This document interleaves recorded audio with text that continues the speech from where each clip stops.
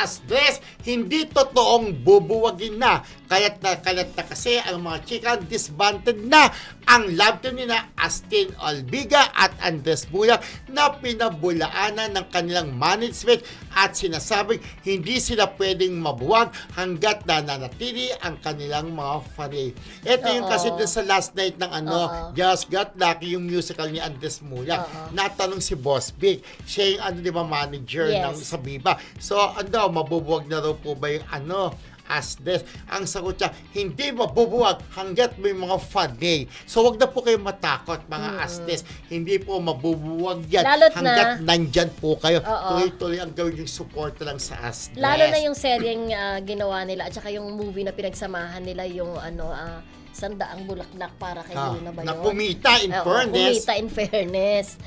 So, bakit mo naman bubuwagin ng isang successful naman na love team? Pero ito nga lagi nating sinasabi. Wala namang nagsasabi na bubuwagin. Siniship lang ng mga fanay. Correct. Diba? Siniship lang ng mga fanay si Kai at saka si Andres. At si Kai din naman, bakit siniship din kay Kyle? Diba? Siniship din siya kay Jaren. May mga ganun factor din kasi. Kaya wag na mag-alala. Na lang. Ang Ash Dress. Wag mag-alala kasi nga. Hanggat ang management ang nagsasabing patuloy pa rin ang love team nila. Importante sa mag-love team ang may support ang kanilang management. At saka hindi lang yun. Tama ka. Kumikita ang kanilang mga proyekto, nag-hit. So, bakit kailangan buwagin sila, di ba? Ang knowing Viva pa, di ba? Siyempre, mga negosyante, di ba? Yes, Kapag kumikita, siyempre ipagpapatuloy yun. bubuwagin? Huwag kayong mag-alala, Ash Dress.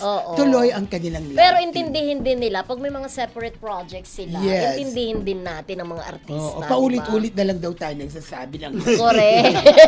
Pero Okay. kahit po pa sa Keepers, ito yung mga grupo ng tagahanga ng Asdes. Hello Keepers, special sa aking kaibigan, si Jean. Si Jean ay isa sa Asdes Ayun. supporters.